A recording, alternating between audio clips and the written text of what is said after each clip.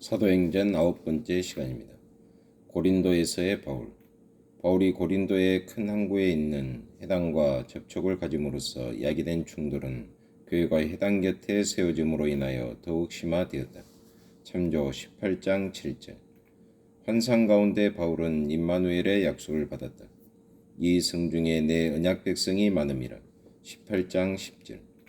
데오빌로를 위한 이 글에서 누가는 스토아 철학자 세네카의 형제인 갈리오 총독이 유대인들에게 기독교를 멸시치 못하게 하였고 용인된 종교로서의 그 이치가 박탈당하지 않도록 조처했던 사실을 지적하고 있다.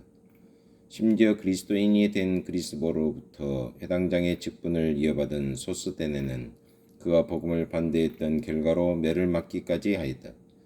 누가는 갈리오가 이 일을 상관치 아니하더라 18장 17절이라고 말함으로써 교회의 일차적인 원수는 국가가 아니라 배교한 교회라는 사실을 데오빌로에게 분명히 밝히고 있다.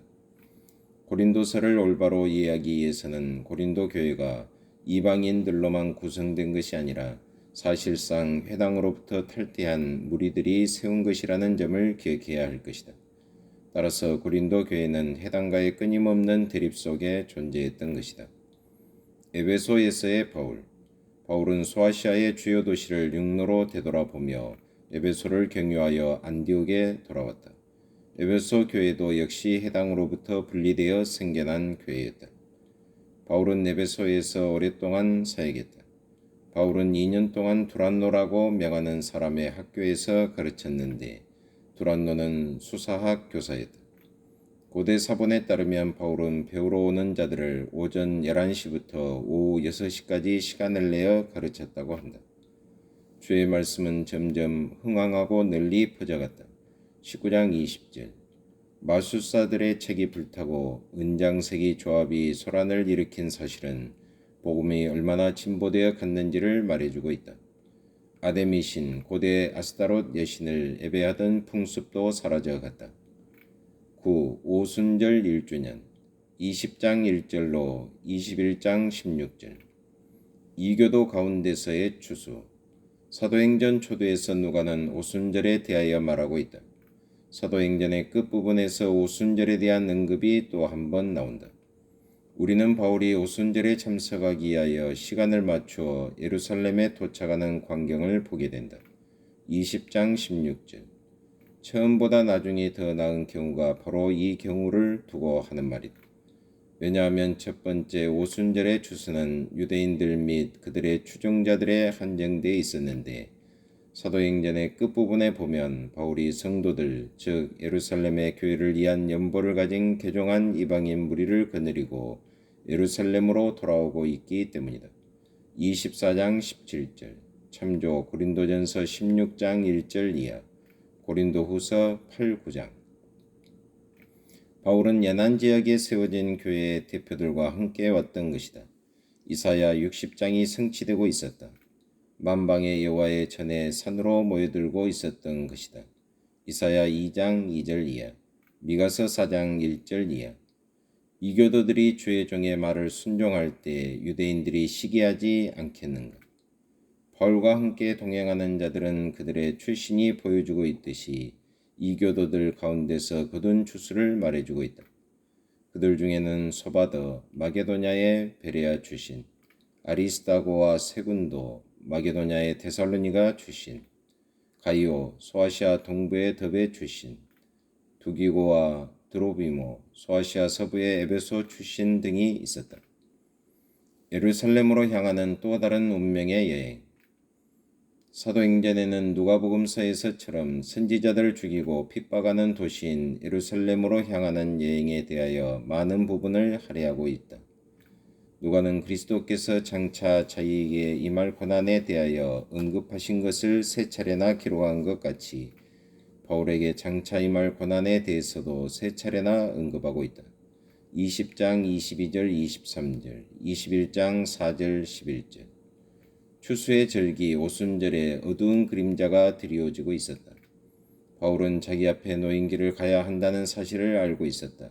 20장 24절. 그 위험은 유대인들로부터 오는 외부적인 것들뿐만 아니라 역시 내부적인 것으로서 이단 사설들이 고개를 들고 있었다. 29절. 이러한 위험들에도 불구하고 바울은 다음과 같이 말함으로써 기감을 보이고 있다. 나의 달려갈 길과 주 예수께 받은 사명, 곧 하나님의 은혜의 복음을 증거하는 일을 마치려 하면은 나의 생명을 조금도 귀한 것으로 여기지 아니하노라. 20장 24절. 바울과 그의 동역자들은 주의 뜻이 이루어지이다라는 주기도문의 세 번째 청원에 근거하여 살았다. 21장 14절. 이처럼 굳은 의지 가운데 연안 지역의 교회로부터 온 대표들은 계속해서 시온으로 나아갔던 것이다. 10. 불길에 휩싸인 복음 21장 17절로 26장 32절. 유대의 극단주의자들. 바울이 예루살렘에 도착했을 때 그곳에 있던 그리스도인들은 이방인 가운데서 거둔 수확들을 보고 하나님을 찬미했다. 일부 사람들은 바울이 유대인들에게 더 이상 율법에 따라 살지 말라고 가르쳤다고 주장한다.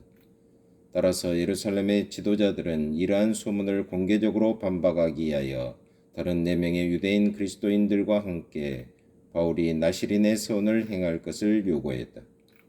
그때의 바울은 자신의 입장을 그대로 고수한 채 유대인들을 위하여 이러한 요구에 응하였던 것이다. 이러한 맹세에 대해서는 18장 18절에 이미 언급되어 있다. 어머니가 유대인인 디모데는 유대인들을 위하여 할례받기로 하였다. 16장 3절. 이렇듯 바울과 예루살렘의 지도자들 사이에는 의견 차이가 전혀 없었다. 칼빈이 지적하듯이 바울은 이 경우에 있어서 유선적으로 행동한 것이 아니라 유대의 극단주의자들을 위하여 양보했다. 그는 단지 부당한 비난으로부터 벗어나고자 했을 뿐이다. 예루살렘에서의 배척. 결국 이러한 예방책으로 인하여 바울은 유대인에게 붙잡히게 되었다.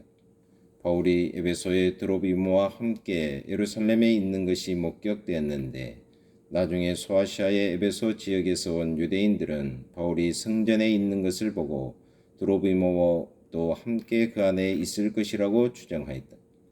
그런데 성전 안에서 이스라엘의 뜰로 알려진 곳에는 이방인들이 절대로 들어갈 수 없었다. 왜냐하면 그것을 침범하는 이방인들은 성전을 더럽히는 것이 되기 때문이었다.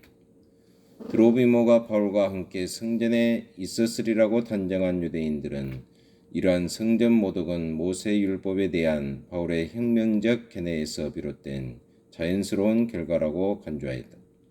결국 이로 말미암아 커다란 소동이 일어나게 되었다. 어떤 테러 지도자가 도망한 줄로 알고서 근처에 있는 안토니아의 병영으로부터 로마 군대가 출동하였다. 이 로마 군대는 폭도들로부터 바울을 구출한 뒤 곧 체포하였다. 압송되기 직전 바울은 성전에서 히브리 방언으로 유대인들을 향하여 최후의 공개적인 증거를 할 수 있는 기회를 허락받았다. 부형들아, 내가 지금 너희 앞에서 변명하는 말을 들으라. 22장 1절. 이전에 사내들인의 고위 신문자였던 그는 자신의 생애에 있었던 해심에 대하여 말하고 주께서 이방인들에게 전파하라고 말씀하신 것은 바로 성전 안에서였음을 밝혔다. 17절 이하. 예루살렘은 바울의 말을 듣지 않고 다시 소동하며 이러한 놈은 세상에서 없이하자 살려둘 자가 아니라 22절이라고 소리쳤다. 사내들인 앞에서 바리새인들은 바울의 편을 들었다. 예수님께서 밤중에 바울에게 나타나셔서 담대하라, 내가 예루살렘에서 나의 일을 증거한 것 같이 로마에서도 증거하여야 하리라. 23장 11절이라고 말씀하셨다. 예루살렘이 듣기를 거절하므로 바울은 황제에게 호소해야만 했다. 바울에 대한 음모가 꾸며지고 있었다. 고위 제사장직에 있는 사두개인들이 이 일에 연관되어 있었다. 이러한 일들이 일어나고 있을 때 누가는 예루살렘에 있었다. 그는 다시 한번 전에 그가 자주 행했던 대로 자기에게 보내심을 받은 선지자들을 죽이던 버릇을 아직도 버리지 못하고 있는 예루살렘에 대하여 기록하고 있다. 하나님 아버지, 참으로 감사합니다. 오늘 또 계속해서 사도행전을 배우게 하심을 참으로 감사합니다. 오늘 또 주님과 동행하는 하루가 되게 하시고 하나님의 영광을 위해서 계속해서 믿음으로 달려가는 저희의 신앙생활이 되게 하여 주옵소서. 예수 그리스도의 이름으로 기도하옵나이다.